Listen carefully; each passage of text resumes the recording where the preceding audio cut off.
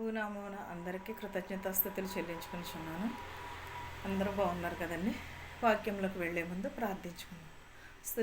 స్తుతులకు ఆసనుడైన దేవా, నీకు వందనములు, నీకు స్తోత్రాలు. నాయన గడిచిన కాలమంతా మమ్మల్ని కాచి కాపాడి సజీవ రెక్కలలో ఉంచినందుకు నీకు లెక్కలేని స్తోత్రములు. నాయన ప్రభా, వాక్యము విని వాక్యం ద్వారా అనుసరించే భాగ్యమును మాకు దయచేయమని అడుగుచున్నాం ప్రభా. వినటం వలన విశ్వాసం కలుగుటకు మాకు హృదయములను మార్చమని అడుగుచున్నాను ప్రభా. మా మనసులు మార్చమని అడుగుచున్నాం ప్రభా.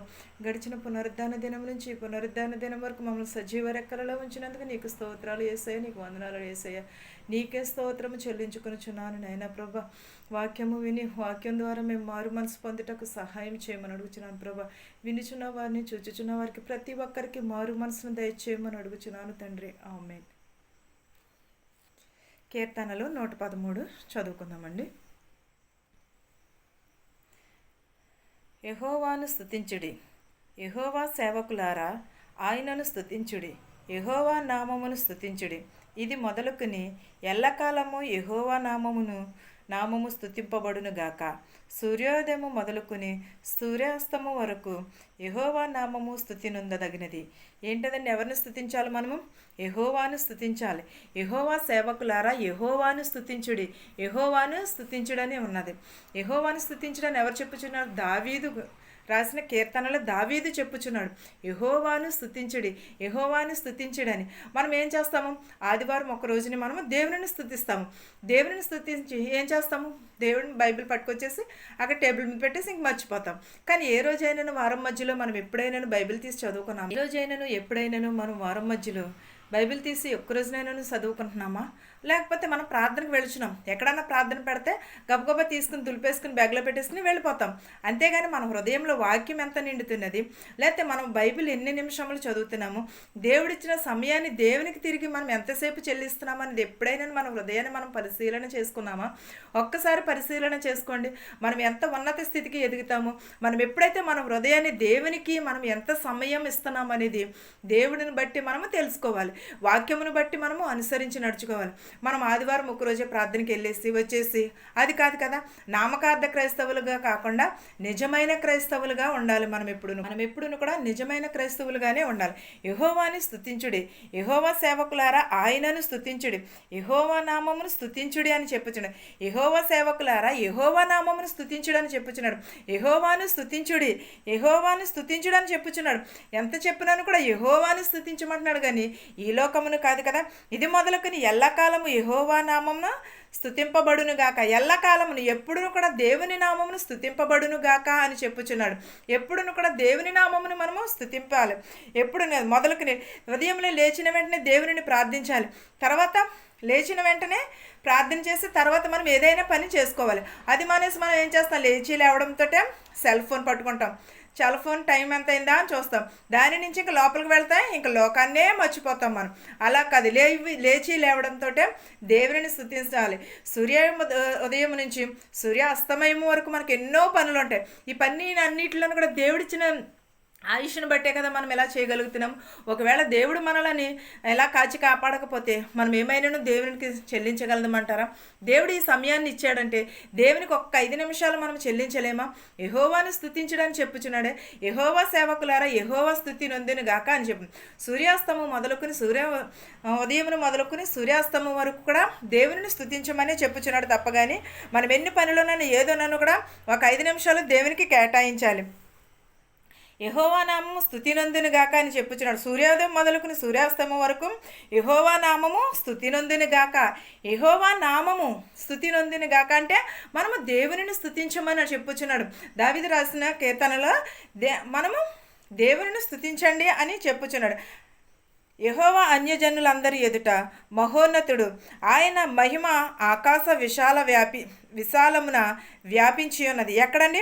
యెహోవా అన్యజనుల ఎదుట మహోన్నతుడు, ఆయన మహిమ ఆకాశ విశాలమున వ్యాపించి ఉన్నది. ఆకాశం అంతయు కూడా దేవుని మహిమ ప్రబళించుచున్నది. ఆయన మహిమ భూలోకం అంతటా కూడా మహిమ పరచబడుచున్నది. అన్యజనుల మధ్యనే కాదు, మన మధ్యన కూడా దేవుడు స్తుతి నొందాలి. యెహోవా నామమును స్తుతి నొందును గాక అని చెప్పుచున్నాడు.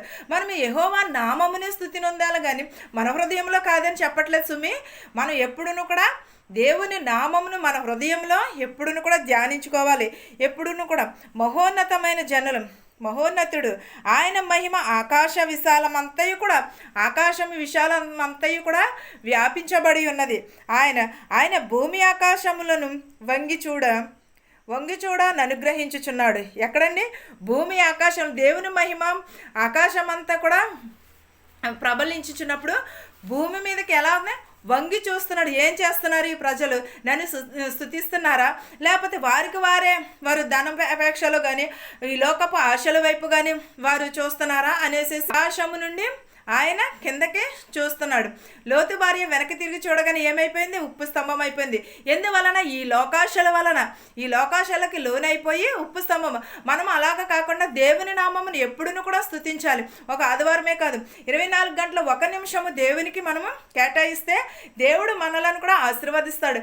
కావాలి ఆశీర్వాదములు అనుకుంటామే తప్ప కానీ దేవునికి మనం ఒక 5 నిమిషాలు కూడా చెల్లించలేకపోతున్నాము. ఎప్పుడును కూడా నిత్యము కూడా దేవునికి నిత్యము కూడా కొనియాడబడేవారిగా ఉండాలి. ఈ వాక్యమును మీకును మాకును మనందరికీ తోడయ్యుండును గాక. ఆమేన్. ప్రార్థించుకుందాం.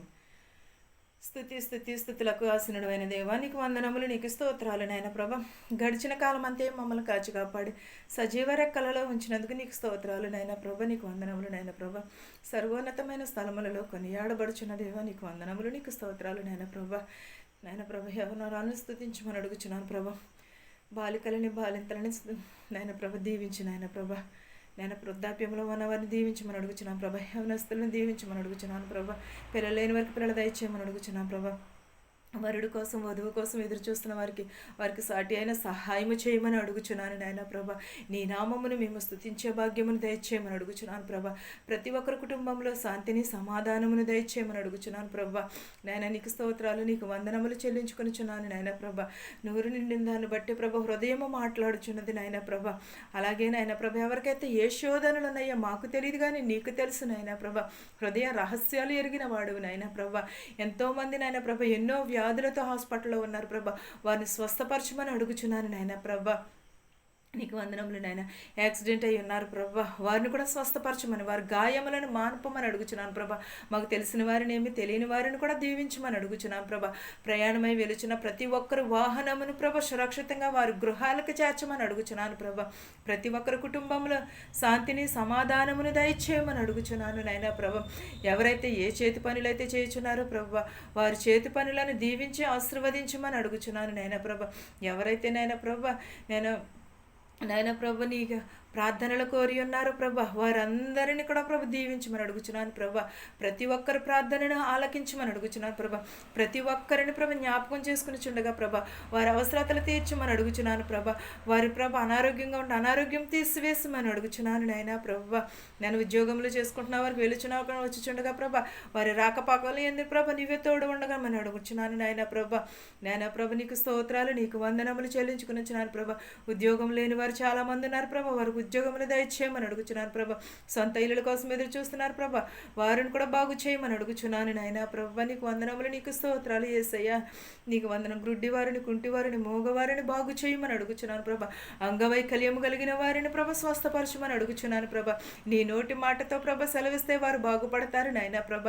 ఎవరింట్లో ఏ శోధన ఉన్నదో మాకు తెలియదు నాయన ప్రభ, నీకు తెలుసు నాయన ప్రభ. ప్రతి ఒక్కరి అవసరతలు తీర్చమని అడుగుచున్నాను ప్రభ. నీకు వందనములు. చాలామంది నాయన ప్రభ మా గృహాలలో శాంతి లేదు, సమాధానం లేదు, ప్రార్థన చేయమని అడుగుచున్నారు ప్రభ. వారికి శాంతిని, సమాధానమును, కనికరమును దయచేయమని అడుగుచున్నాను ప్రభ. ప్రతి ఒక్కరి కుటుంబంలో ప్రభ సమాధానమును దయచేయమని అడుగుచున్నాను ప్రభ. మనశ్శాంతిని దయచేయమని అడుగుచున్నాను నాయన ప్రభ. అడిగిన వారిని, అడగని వారిని కూడా దీవించమని అడుగుచున్నాను ప్రభ. మా శత్రువుల్ని, మిత్రువులను కూడా దీవించమని అడుగుచున్నాను ప్రభ. గడిచిన పునరుద్ధాన దినం నుంచి పునరుద్ధాన దినం వరకు మమ్మల్ని కాచినందుకు నీకు లెక్కలేని స్తోత్రాలు నాయన ప్రభ. నా ప్రార్థనను నీ పాద సన్నిధికి చేర్చుకోమని అడుగుచున్నాను తండ్రి. ఆమేన్. పరలోకమందున్న మా తండ్రి, నీ నామము పరిశుద్ధపరచబడును గాక, నీ రాజ్యం వచ్చును గాక, నీ చిత్తము పరలోకమందు భూవేందు నెరవేరినట్లును మా అనుదిన ఆహారము నేడు మాకు దయచేయము. మా రుణస్తులను మేము క్షమించిన ప్రకారము మా రుణములను క్షమించుము. దుష్టు నుండి, శోధన నుండి తప్పించుము. రాజ్యమును, శక్తియు, మహిమయు నిరంతరము నీవై ఉన్నావు మా తండ్రి. ఆమెన్. వినుచున్న వారికి, చూచుచున్న వారికి ప్రతి ఒక్కరికి సదాకాలము నీ కృపా, నీ కాపుదల ఉండును గాక. ఆమెన్. ఆమెన్. అందరికీ వందనాలండి.